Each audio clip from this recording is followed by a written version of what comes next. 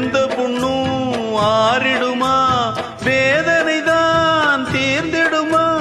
விண்ணுக்கும் மண்ணுக்கும் சம்பந்தம் உண்டுன்னு சொன்னது யாரு?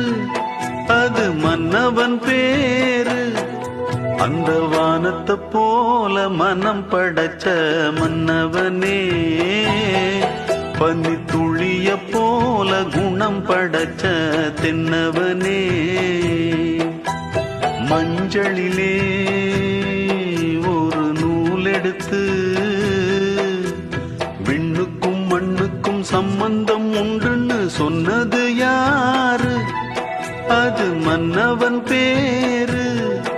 அந்த வானத்தை போல மனம் படைச்ச மன்னவனே, பனி துளிய போல குணம் படைச்ச தென்னவனே.